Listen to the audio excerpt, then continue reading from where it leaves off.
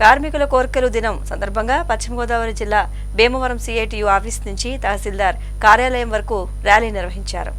కేంద్ర ప్రభుత్వం నూతనంగా తెచ్చిన లేబర్ కోడ్లు రద్దు చేసి కార్మికుల సమస్యల పరిష్కారం చేయాలని సిఐటియు జిల్లా నాయకులు డి కళ్యాణి, బి వాసుదేవరావు కేంద్ర రాష్ట్ర ప్రభుత్వాలు డిమాండ్ చేశారు. జూలై 10న దేశవ్యాప్తంగా కార్మికుల కోర్కెలు దినం సందర్భంగా పశ్చిమ గోదావరి జిల్లా భీమవరం సిఐటియు ఆఫీస్ నుంచి తహసీల్దార్ కార్యాలయం వరకు ర్యాలీ నిర్వహించారు.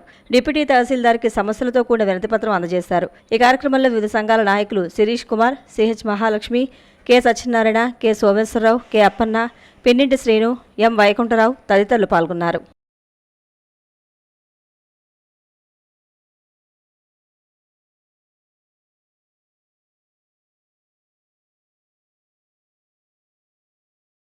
దేశవ్యాప్తంగా సిఐటి ఆధ్వర్యంలో కార్మికుల కోర్కెల డేగా ప్రకటించడం జరిగింది. అనేక సంవత్సరాలుగా ఈరోజు ఈ కార్యక్రమం జరుగుతుంది. ఈ రోజున ప్రభుత్వ సంస్థల్లో పనిచేస్తున్నటువంటి స్కీమ్ కార్మికులు కనీస వేతనం లేవు, వారికి సౌకర్యాలు లేవు. అలాగే పరిశ్రమల్లో పనిచేస్తున్న కార్మికులకి ఉద్యోగ భద్రత లేదు, కార్మిక చట్టాలు అమలు జరగట్లేదు.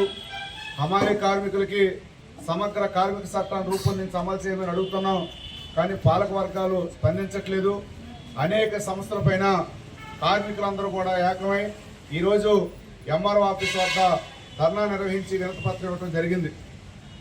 కార్మికులు గొంతమ్మ కోరికలు కోరట్లేదు. ఈవేళ నిత్యావసర వస్తువులు ధరలు ఆకాశాన్ని అంటున్నాయి.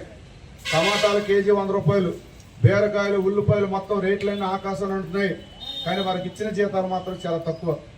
ఈరోజు అంగన్వాడీ కార్యకర్తలకి సంవత్సరం వాళ్ళ తరఫున పనిచేయించుకున్నా కనీస వేతనం అమలు చేయమంటే ప్రభుత్వం అమలు చేయట్లేదు.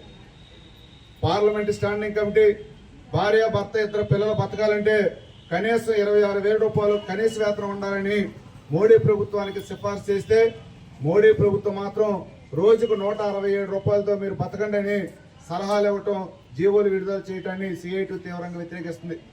ఒక పక్కన కార్పొరేట్ శక్తులకు ప్రభుత్వ ఆస్తులని, ఆదాయాల్ని అప్పనంగా దోసిపెడుతూ మరో పక్కన ప్రజల కోసం ప్రజా సేవలో నిరంతరం పనిచేస్తున్నటువంటి స్కీమ్ కార్మికులు కానీ, హమాలీ కార్మికులు కానీ, ఫ్యాక్టరీలో పనిచేసే కార్మికులకు కానీ ఎలాంటి సౌకర్యాలు లేక ఈ ప్రభుత్వం పట్టించుకోవట్లేదు. లేబర్ అధికారులు ఉన్నారు. లేబర్ అధికారులు కూడా కనీసం షాపులకు వెళ్ళి, పరిశ్రమలకు వెళ్ళి తనిఖీ చేసి వారికి కనీస వేతనం అమలు జరుగుతాయో లేదు చూడవలసిన బాధ్యత ఉన్నప్పటికీ ఎక్కడ కూడా లేబర్ అధికారులు ఆఫీసులకే పరిమితం అవుతున్నారు. అందుకే రానున్న రోజుల్లో ఈ పాలక వర్గాలకి సిఐటి హెచ్చరిక చేస్తుంది.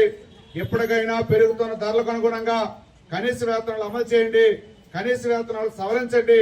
ఈ రోజు పెరుగుతున్న ధరలకు అనుగుణంగా వేతనాలు ఇవ్వండి అని సిఐటి డిమాండ్ చేస్తుంది. కార్మికులందరూ కలిసి ఏకతాటిన కోర్కెల దినోత్సవాన్ని జరుపుకుంటా ఉన్నారు.